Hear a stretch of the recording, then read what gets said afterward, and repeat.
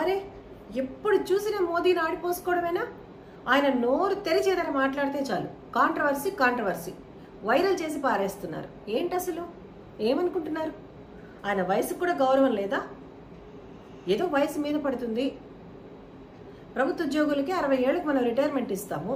అలాంటిది ఈయనకి ఇంకా రిటైర్మెంట్ ఇవ్వకుండా కూర్చోబెట్టేసి అంత పెద్ద బాధ్యత ఆయన నెత్తి మీద పెట్టేస్తే ఎవరిదండి తప్పు? మరిది కాదా? పాపం ఆ వయసులో అంతకు మించి ఆయన ఏం చేస్తారు? అదే మీ ఇంట్లో మీ అమ్మమ్మలు తాతయ్యలు ఇలాగే ప్రవర్తిస్తే మీరు ఇలాగే చేస్తారా? ఏదోలే పెద్దవాళ్ళు చాదస్తంతో మాట్లాడుతున్నారని పక్కన పెట్టేస్తాం కదా. మరి ఈయన్ని కూడా అలాగే పక్కన పెట్టేయచ్చు కదా. ఎందుకు మళ్ళీ ఎన్నుకొని ఆయనకి పదవి కట్టబెట్టేసి కూర్చోబెడితే ఆయన మాత్రం ఏం చేస్తారండి? ఆయన తప్ప, వయసు తప్పు.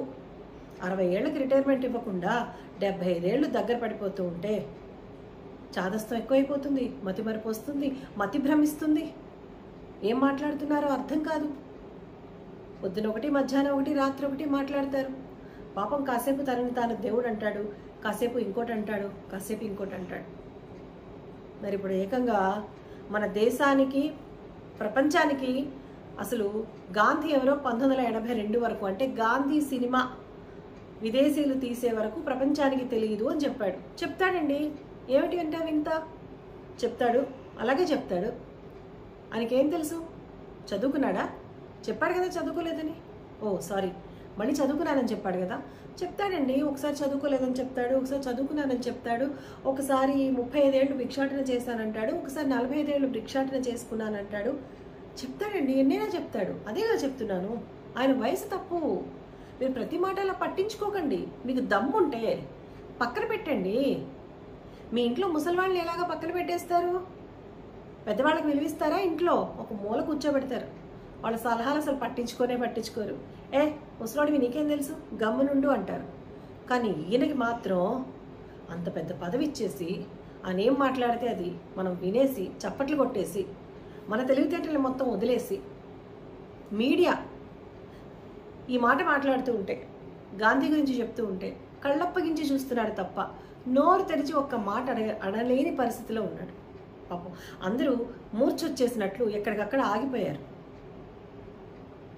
ఒక మాస్ హిస్టీరియాలో ఉన్నారు మీడియా, అంధభక్తులు, వీళ్ళందరూ మర్చిపోయారు మోదీ వయసు మీద పడి ఇలా మాట్లాడుతున్నారు.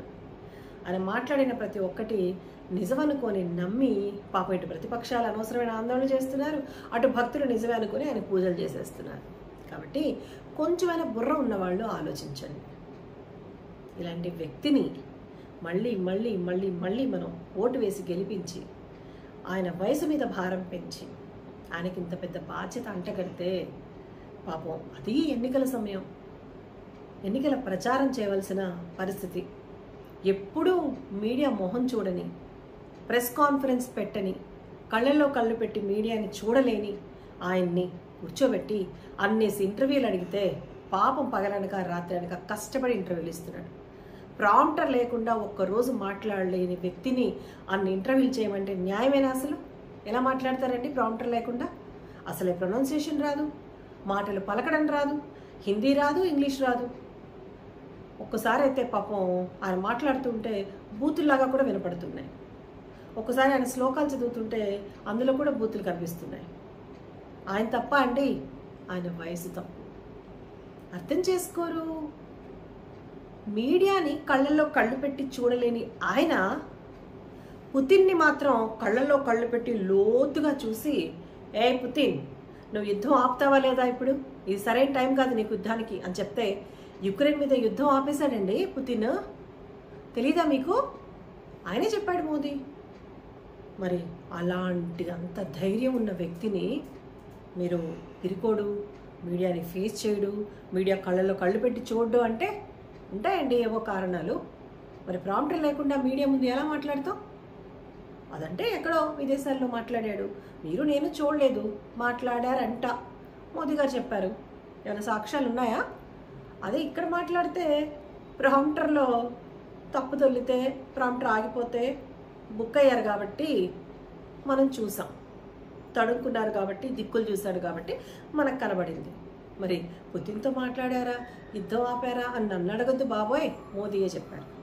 ఇప్పుడు నేను చెప్పొచ్చేది ఏమిటంటే పాపం ఆయన కరుణించండి, కనికరించండి. ఈ ప్రజలు వినేలా లేరు అని చెప్పి ఆయనే బాబో మహాప్రభు నన్ను వదిలేయండి, నేను సన్యాసం తీసుకుంటానని ఎప్పటి నుంచో చెప్తున్నాడు. ఆయన రామ మందిరం కట్టినప్పుడే నేను పూజారిని అయిపోతానని చెప్పేసి అప్పుడు అక్కడ పూజలు అవి చేసి పరోక్షంగా చెప్పారు, నాకు ఈ ప్రధాన పదవి వద్దు, నేను ఇలాంటివి ఏమైనా చేసుకుంటాను, పుణ్యకార్యాలు చేసుకుంటాను అన్నారు. ప్రజల వెంట్ల మళ్ళీ మోదీ మోదీ మోదీ మోదీ అంటుంటే ఏం చేయాలి అర్థం కాక, ఒరే నాయన ఇప్పుడైనా నన్ను వదిలిపెట్టండి నేను దేవుణ్ణి అన్నాడు. అయినా మీకు అర్థం కావట్లా. నేను దేవుణ్ణి అంటే ఆయన పక్కన కూర్చోబెట్టి పూజలు చేస్తారేమో అనుకున్నాను. కానీ మీరు మళ్ళీ మోదీ మోదీ ఆప్కే బార్ 400 పార్ అప్కే బార్ మోదీ ఫిర్ ఆయేగా ఓ ఆయేగా ఏ ఆయేగా అంటుంటే గతి లేక ఏం చేయాలో అర్థం కాక పాపం మోదీ ఈసారి కన్యాకుమారి వెళ్ళిపోయాడంట, మౌనవ్రతం చేస్తున్నాడు. అంటే మంది మార్బులో అదేనండి కెమెరాలు ఇప్పుడు ఉండాలి కదా, అన్నం తిన్నా తినకపోయినా కెమెరామ్యాన్ మాత్రం పక్కనే ఉండాలి మోదీకి. అదేంటి ధ్యానం చేసేటప్పుడు కూడా కెమెరా క్యాప్చర్ చేసేలాగా ధ్యానం చేస్తున్నాడండి. అంత గొప్ప మోదీని, మహానుభావుణ్ణి పాపం ఆయన చెప్పకనే చెప్తున్నాడు, నన్ను విడిచిపెట్టండి మహాప్రభు, నేను సన్యాసం అయిపోతాను, నేను కాశ్మీర్ పోతా, కన్యాకుమారి పోతా, హిమాలయాలు పోతా, నేను పూజలు చేసుకుంటా, మౌనవ్రతాలు చేసుకుంటా, సన్యాసం పుచ్చుకుంటాను, నన్ను ప్రధానిని చెయ్యొద్దు, నన్ను వదిలిపెట్టండి అని చెప్తున్నాడు. మరి ఆయనకు మాటలకి అర్థం అదే కదా. అన్ని పిచ్చి పిచ్చి మాటలు మాట్లాడుతున్నాడు, పొంతం లేని మాటలు మాట్లాడుతున్నాడు. ఏ రోజైనా దేశం గురించి, అభివృద్ధి గురించి, మన ప్రజాస్వామ్యం గురించి, ప్రజల గురించి, ప్రజల కష్టాల గురించి మాట్లాడా? అంటే ఏంటి అర్థం? నాకు వీటి మీద ఆసక్తి లేదు, నాకు ఇంట్రెస్ట్ లేని పని అంటగట్టారు మీరు, చాలు ఇంకా అని చెప్తున్నాడు. అర్థం చేసుకోండి మీరు. లేకపోతే ఎంత ధైర్యంగా మన ప్రజాస్వామ్యాన్ని అపహాస్యం చేస్తాడు, ఎంత ధైర్యంగా సైన్స్ని అపహాస్యం చేస్తాడు, ఎంత ధైర్యంగా ప్రజల ఓటుని, మతాలని అంత ఈజీగా అపహాస్యం పాలు చేస్తున్నాడు. అంటే ప్రజాస్వామ్యం ద్వారానే ఎన్నికై కూడా నేను ఇలా చేస్తున్నాను అని తెలిసే కదా ఆయన చేస్తున్నాడు. ఎందుకు చేస్తున్నాడు? అలాగైనా మీరు తెలుసుకుంటారు అని, అలాగైనా ఆయన ఓటేయకుండా గద్దె దించేస్తారు తెలుసుకోవాల్సింది ఈసారైనా. మరి ఎవరెవరు ఆయన మళ్ళీ ఎన్నుకున్నారో, ఆయన మళ్ళీ గద్దె మీద కూర్చోబెడతారో, ఇక మీ కర్మకి మీరే బాధ్యులు.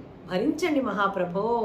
ఈసారి గనక మళ్ళీ వస్తే ఇలాంటి వైపరీత్యాలు ఎన్ని చూడాలో, ఎన్ని భరించాలో. నమో మోదీ.